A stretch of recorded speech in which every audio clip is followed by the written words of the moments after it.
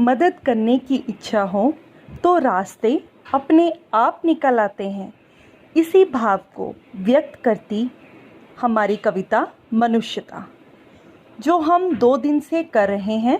आज इसका तीसरा भाग करेंगे। मनुष्यता मैथिली शरण गुप्त जी द्वारा रचित कविता है, जिसमें हमें परोपकार, दूसरों की सहायता, दूसरों से प्रेम भाव रखने की प्रेरणा मिलती है। आइए इसका तीसरा भाग आरंभ करते हैं। उसी प्रकार 2 पंक्तियों की व्याख्या हम करेंगे।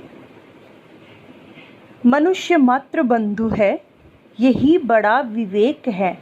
पुराण पुरुष स्वयं भू पिता प्रसिद्ध एक है। बंधु का अर्थ हो गया भाई, विवेक का अर्थ समझ, स्वयंभू स्वयं उत्पन्न होने वाला ईश्वर। पहली पंक्ति देखेंगे। मनुष्य मात्र बंधु है, यही बड़ा विवेक है। कवि कहते हैं कि सभी मनुष्य आपस में भाई हैं और हमें यह बात समझ लेनी चाहिए, क्योंकि पुराण पुरुष स्वयं भू पिता प्रसिद्ध एक हैं। क्योंकि पुराणों में उत्पन्न होने वाले ईश्वर वही सभी के पिता हैं। अगली पंक्तियां। फलानुसार कर्म के अवश्य बाह्य भेद हैं, परंतु अंतरैक्य में प्रमाणभूत वेद हैं। अंतरैक्य का अर्थ हो गया आत्मा की एकता, प्रमाणभूत साक्षी। कवि कहते हैं कि अपने अपने कर्मों के अनुसार, प्रथम पंक्ति की व्याख्या, कि अपने अपने कर्मों के अनुसार सभी व्यक्ति भिन्न है, अर्थात जिसने जैसा कर्म किया है उसे वैसा ही जन्म मिला है। परंतु अंतरैक्य में प्रमाणभूत वेद हैं, परंतु हमारे वेद इस बात के साक्षी हैं कि कर्म चाहे सभी अलग करें, परंतु आत्मा सबकी एक है, आत्मा अलग नहीं होती। अगली पंक्तियां। अनर्थ है कि बंधु ही न बंधु की व्यथा हरे, वही मनुष्य है जो मनुष्य के लिए मरे। यहाँ व्यथा का अर्थ है दुख या कष्ट। अनर्थ है कि यदि बंधु ही भाई के कष्टों का निवारण नहीं करेगा तो उसका जीना जो है वह बेकार है। अनर्थ का अर्थ हो गया कि कोई अर्थ नहीं है, कोई अर्थ नहीं रहेगा।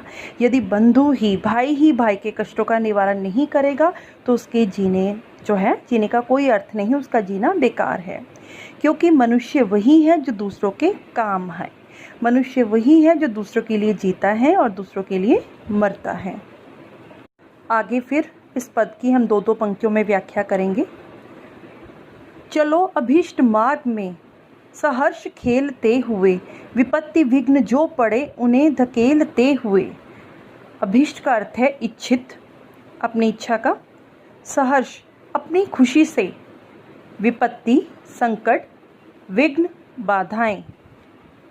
कवि कहते हैं कि मनुष्य ने जो अपनी इच्छा से मार्ग चुना है, अभीष्ट मार्ग, अपनी इच्छा से मार्ग चुना है, उस पर खुशी खुशी चलना चाहिए। सहर्ष खेलते हुए खुशी खुशी चलना चाहिए। मनुष्य ने जो अपनी इच्छा से मार्ग चुना है उस पर खुशी खुशी चलना चाहिए। विपत्ति विघ्न जो पड़े उसे धकेलते हुए, यदि रास्ते में कोई विघ्न या बाधा आती है और बाधाएं आती हैं तो मनुष्य को उसे धकेलते हुए अपने लक्ष्य की ओर बढ़ना चाहिए। घटे न हेल मेल हाँ, बढ़े न भिन्नता कभी, अतर्क एक पंथ में सतर्क पंथ हो सभी। अतर्क का अर्थ हो गया तर्क से परे और सतर्क का अर्थ हो गया सावधान यात्री। कवि कहते हैं कि आपस में जो मेल जोल है वे कभी समाप्त नहीं होना चाहिए और ना ही भेदभाव बढ़ने देना चाहिए। बिना तर्क वितर्क किए आपको सभी को साथ लेकर एक सावधान यात्री की तरह आगे बढ़ना चाहिए। अतर्क एक पंथ में सतर्क पंथ हो सभी। तर्क का मतलब हो गया तर्क से परे, यानी कि बिना तर्क वितर्क किए सभी को अपने साथ लेकर एक सावधान यात्री की तरह आगे बढ़ना चाहिए। इस पंक्ति में कवि कहना चाहता है कि मनुष्य को स्वयं दूसरों के साथ मिलजुल कर रहना पड़ेगा, भेदभाव के बिना मिलजुल कर भाईचारे की भावना के साथ रहना चाहिए। इस कविता की अंतिम पंक्तियां देखेंगे।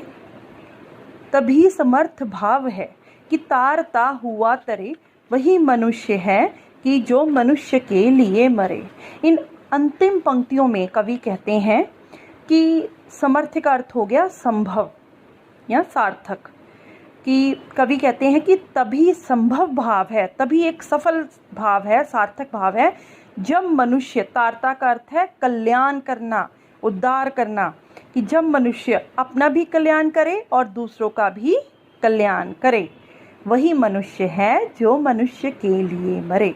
तो असल में मनुष्य वही है जो दूसरों की भलाई करता है, दूसरों के लिए जीता है, दूसरों के लिए मरता है, दूसरों का परोपकार करता है। धन्यवाद बच्चों।